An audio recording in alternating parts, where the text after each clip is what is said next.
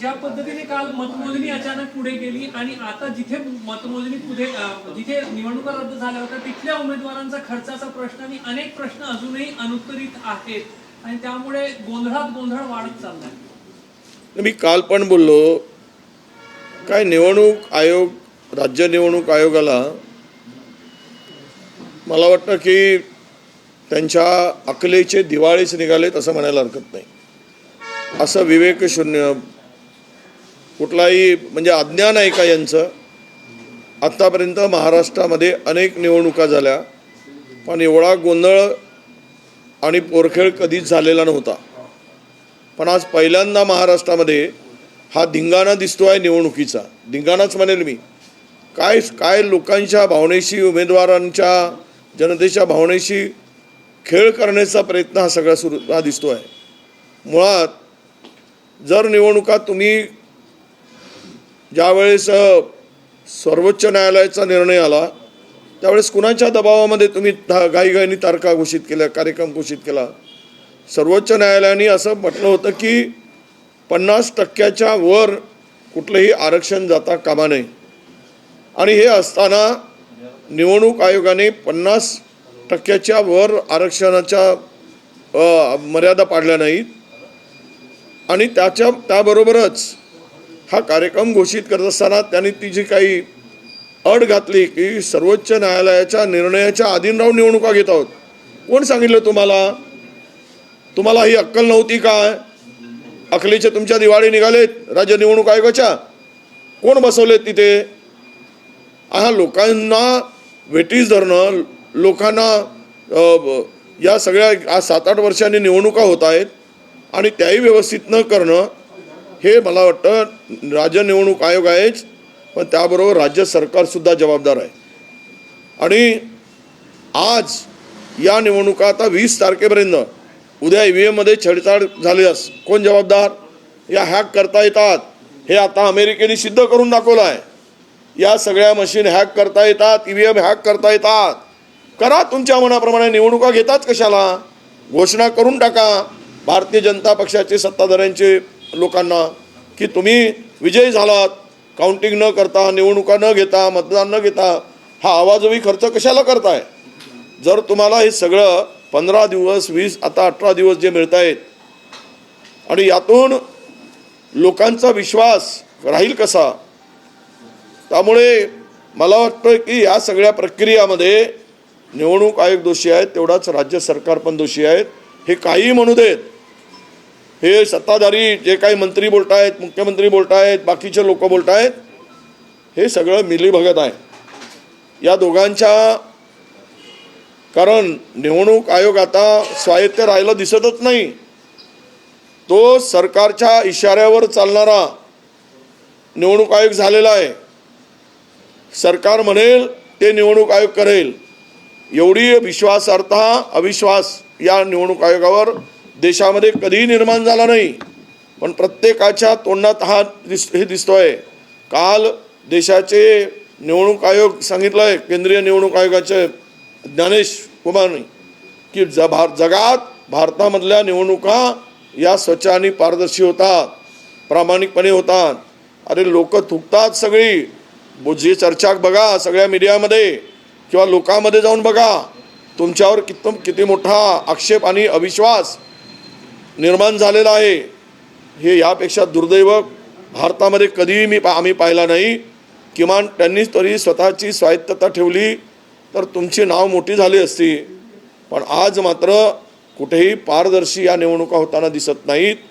याचाच अर्थ असा आहे की आता लोकशाही धोक्यात आलेली आहे आणि लोकशाही बरोबर आता हुकुमशाहीकडे देशाची वाटचाल सुरू झाली आहे। हेच आता दिसते आहे। या निवडणुकीच्या तारखा लांबणं हे निवडणूक आयोगाचं अपयश आहे आणि राज्य सरकार सुद्धा जबाबदार आहे। दुसऱ्या टप्प्यामध्ये आता जिल्हा परिषदेच्या निवडणुकाऐवजी मनपा निवडणुका घेतली जाईल अशी एक चर्चा सुरू आहे आणि जिल्हा परिषदेच्या निवडणुकांमध्ये 2 टप्पे करून जिथे आरक्षण 50%च्या आतमध्ये ते पहिल्या टप्प्यात आणि जिथे आरक्षण 50%च्या वरती ते दुसऱ्या टप्प्यात, म्हणजे आणखी वाढतच चाललंय। नाही, मग 27% आरक्षण मिळवून दिल्याचे आता बावनकुळे साहेब म्हणत होते। आमच्या सरकारने 27% आरक्षण दिलं, आमच्या सरकारने 27% ओबीसींना आरक्षण दिलं। कुठे आहे ते आरक्षण? कोणी घालवलं आरक्षण? ज्या वेळेस आम्ही निवडणुका लांबणीवर टाकल्या, इम्पेरियल डेटा गोळा केला, बांधे आयोग केला, त्यावेळेस आमच्यावर आरोप केला गेला की ओबीसीचं आरक्षण घालव म्हणून. आज कोणी घालवलं? काही ठिकाणी 0 जागा येणार आहेत ओबीसीच्या, काही ठिकाणी 2च जागा येतील जिल्हा परिषदेमध्ये. नंदुरबार सारख्या जिल्ह्यामध्ये एकही जागा ओबीसीसाठी राहणार नाही. कोण जबाबदार याला? हे नालायक सरकार जबाबदार नाही. त्यामुळं तुम्ही कोणावर आरोप करत असताना वस्तुस्थिती मांडली पाहिजे. कोर्टाने आदेश दिला निवडणुका घ्या, पण तो त्याचा नीट अभ्यास तरी करायला पाहिजे. यांच्याकडे वकील नाहीत. कालसुद्धा या 20 दिवसानंतर मतमोजणी करा म्हणून सांगितलं, त्यावेळेस सरकारने आपली बाजू का नाही मांडली? कारण त्यांना तेच हवं होतं, EVM हॅक करून, गडबडी करून, काही असेल नसेल करून. कारण यांच्या पायाखालची वाळू सरकली होती, लोकांचा रिस्पॉन्स नव्हता. पैशाच्या भरोशावर अनेक ठिकाणी प्रचंड पैशाचा वापर केला, पकडले गेले सत्ताधारी पक्षाचे लोक, आणि त्या पैशातून निवडणुका जिंकण्यासाठी त्यांना कसरत करावी लागली, तरीही अपयश यश मिळत नव्हतं. म्हणूनच या निवडणुका लांबणीवर टाकल्या आणि EVM मध्ये गडबड करून. कसं म्हणू शकतात की आम्हाला 175 निवडणुकीच्या 3 दिवसाच्या अगोदर आम्हाला महानगर परिषदेच्या 175 जागा भारतीय जनता पक्ष जिंकणार, हा अंदाज वर्तवला गेला भारतीय जनता पक्षाकडून त्यांच्या अंतर्गत सर्वेमध्ये. आता 268 जागांमध्ये 175 जागा ते जिंकत असतील, याचा अर्थ बाकीच्यांना काय मिळणार? म्हणजेच हे फिक्सिंग आहे, आणि ह्या फिक्सिंगमध्येच त्यांनी त्या पद्धतीचा सर्वे लोकांना मूर्ख बनवण्यासाठी दाखवला आहे. हे आत्ताच्या लांबणीवर पडलेल्या निवडणुकांच्या मतमोजणीच्या माध्यमातून दिसत आहे. राजकीय नेत्यांना काय वाटतं, यापेक्षा कायदा काय सांगतं हे आमच्यासाठी महत्त्वाचं आहे, अशी भूमिका निवडणूक आयोगातल्या काही ज्येष्ठ अधिकाऱ्यांनी घेतल्याची माहिती दिली. कोण ज्येष्ठ अधिकारी? कोण बसले आहेत तिथे? सहाय्यक निवडणूक आयुक्त कोण बसले आहेत? आम्हाला नाव नाही घ्यायचं आहे. अतिरिक्त निवडणूक आयोग बसवला आहे, तो कोण आहे? कुणाचा व्यक्ती आहे? कुणाच्या आदेशाचे मंत्रालयातील वाट पाहतो आहे आणि कुणाच्या आदेशानं तो आदेश काढतो आहे आम्हाला माहिती आहे. आज आम्ही बोलणार नाही, परंतु हे सगळं आम्हाला माहिती आहे. काल बाळासाहेब आमचे थोरात म्हणाले की तिकडे टाईप होतो आणि इकडे प्रोग्राम येतो. आम्हाला माहीत आहे सगळं. त्यामुळे तुम्ही काय हे म्हणू शकत नाही. तुम्हाला स्वतःला जर तुमची बुद्धी शाबूत होती, त्याचा नीट अभ्यास करायला पाहिजे होता सर्वोच्च न्यायालयाचा, आणि मग निवडणुका घ्यायला पाहिजे होत्या. उद्या जर 2021 प्रमाणे 379 जागा त्यावेळेस खाली झाल्या होत्या, फुकट निवडणुकीचा खर्च गेला, उमेदवारांचा खर्च गेला, ओबीसी लोकांचा खर्च गेला, पुन्हा हीच परिस्थिती आता आली असती. काही ठिकाणी पुन्हा येणार कोणी कोर्टात गेल्यावर. नगर परिषदेमध्ये अतिरिक्त जे काही आरक्षण आहे त्यावर पुन्हा प्रश्नचिन्ह आहेच आत्ता झालेल्या निवडणुकीमध्ये. हे आता हा वेगळा विषय नव्याने येणार आहे. हे सर्व गोंधळ हे काय म्हणजे पहिल्यांदा का होतो आहे याचा आत्मचिंतन सत्ताधाऱ्यांनी केलं पाहिजे, असं माझं मत आहे. अतिवृष्टीचे अहवाल जे आहे ते केंद्राकडे पाठवले नाही अशी माहिती आहे. काल लोकसभेत हा मुद्दा आला. केंद्रीय कृषी मंत्री ज्यावेळेस बोलतात की अतिवृष्टीच्या संदर्भातला राज्य सरकारकडे प्रस्तावच नाही, म्हणजे हे सरकार आहे कुठे? शेतकऱ्यांसाठी सरकार आहे? शेतकऱ्यांच्या काही शेतकऱ्यांसाठी यांच्या संवेदना शिल्लक राहिल्या आहेत?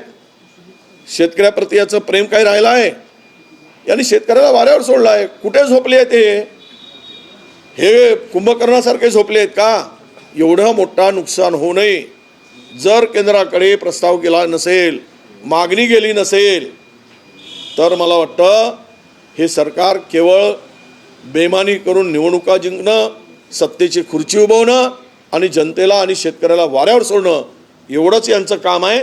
या पलीकडे या सरकारला आता दुसरं काम राहिलेलं नाही. महात्मा फुलेंवर एक डॉक्युमेंटरी सरकारकडून तयार केली जाणार होती, त्याची फाईल आता मंत्रालयातून गहाळ झाली, अगदी पोलीस कंप्लेंट देण्या इतपत नामुष्की आली. वा, कारण पुरोगामी विचाराचे जे महामानव होऊन गेलेत, स्त्री शिक्षणाच्या जनक आणि सामाजिक समरसता या देशामध्ये महाराष्ट्रामध्ये निर्माण करणारे जनक, शेतकऱ्यांच्या संदर्भात प्रखरपणे लढणारे जनक म्हणून महात्मा ज्योतिबा फुले आणि सावित्रीबाई फुलेंचं नाव महाराष्ट्राच्या इतिहासात आहे, फार मोठं नाव आहे.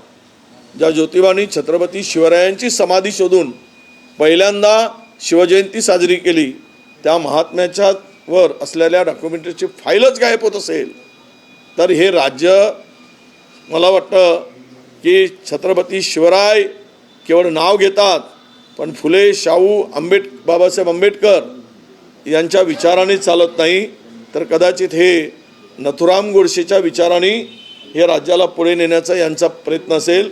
म्हणून अशा फायली गायब होतात, गाढ होतात. हे पोलिसांचं म्हणजे बघा, दोनही गोष्टी, एक तर ते महात्मा ज्योतिबा फुलेंची फाईल गायब होणं आणि त्या संदर्भात तक्रार देणं, म्हणजेच एकूणच राज्यात काय काय भविष्यात गायब होईल याचे हे संकेत आहेत. आचारसंहिता आहे आणि आचारसंहितेमध्ये हिवाळी अधिवेशन होणार आहे. याच्या काळात मोर्चे काढू शकणार आहे का लोक, हा पण प्रश्न आहे आपल्याकडे. आता आचारसंहिता असली म्हणून मग अधिवेशनच पुढे न्यायला पाहिजे होता. आम्ही कुठं काय म्हटलं नाही, तरी कशाला हे 5 दिवसाचं सोंग 7 दिवसाचं सोंग करण्याची गरज आहे. नागपूरचं अधिवेशन किमान 3 आठवडे तरी चालायला पाहिजे, परंतु ते दुर्दैवानं ते होत नाही. आणि त्याच्या पलीकडे जाऊन जर लोकांना मोर्चे काढण्यासाठी, मला वाटतं की आचारसंहितेचा संबंध मोर्चाशी येऊ नये, येता कामा नये. लोकांचे प्रश्न आहेत, सुटत नाही, सरकार सोडवत नाही. फक्त निवडणुका घेणं आणि सत्तेत, मी सांगितलं, केवळ सत्तेसाठी जगणं एवढंच या सरकारचं काम आहे. म्हणून जनतेचे पुष्कळ प्रश्न हे हवेत आहेत, वाऱ्यावर सोडले आहेत. त्यामुळे मोर्चेकरांना कोणी अडवण्याचं काम करू नये. सरकारची नामुष्की होते म्हणून काहीतरी कारण सांगून, निवडणुकीचं कारण सांगून मोर्चे काढण्यासाठी किंवा आंदोलन करण्यासाठी बंदी घालणं म्हणजेच लोकशाहीवर यांचा विश्वास नाही आणि पितळ उघडं पडतं. म्हणून जनतेच्या दरबारात अशा प्रकारे अडथळे येता कामा नयेत, अशी माझी स्पष्ट भूमिका आहे. जवाहरलाल नेहरू यांना सरकारी पैशातून बाबरी मस्जिद बांधायची होती, मात्र त्याला कुठेतरी सरदार वल्लभभाई पटेल यांनी विरोध केला, असं राजनाथ सिंह म्हणाले. राजनाथ सिंगचं डोकंच आता सध्या ठिकाणावर नसल्यासारखं वागत आहेत. कारण यामध्ये कुठून अभ्यास करतात हे लोक, काय करतात कोणाला ठाऊक. अरे तुम्ही एकीकडे जरा तुमच्याच याचा शाहनवाज हुसेनचं भाषण पार्लमेंटमध्ये ऐका, काय बोलले होते ते. मग तुमच्यामध्ये ते एक बोलतात, तुमच्याच पक्षाचे ते नेते होते, भारतीय जनता पक्षाचे शाहनवाज हुसेन यांचं भाषण काढा. नेहरूंनी काय केलं ते म्हणतात, बाबरी मस्जिद पाडायसाठी किंवा त्या ठिकाणी नेहरूंची भूमिका त्यावेळेस बाबरी मस्जिदीच्या विरोधात होती असं म्हणतात. मला हे कळत नाही. आणि हे म्हणतात की राम मंदिराच्या विरोधात होता. नेमकं तुमच्या मनात काय आहे आणि तुम्हाला काय सांगायचं आहे हेच कळत नाही.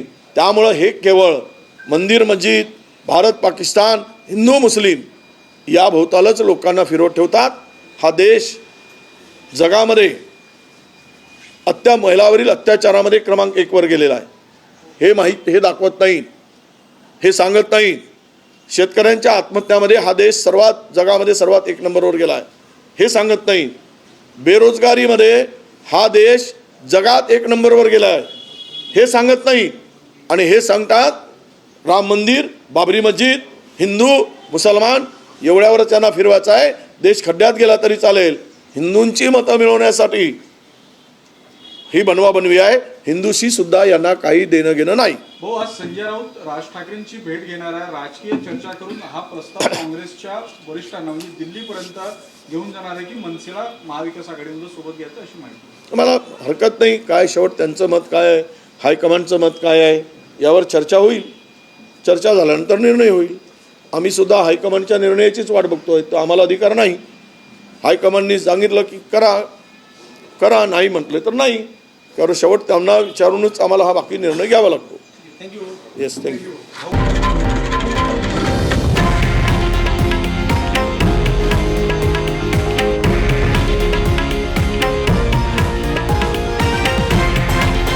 हे आहे देशातील नंबर 1 न्यूज नेटवर्क आणि आपण पाहत आहात TV9 मराठी, एकमेव.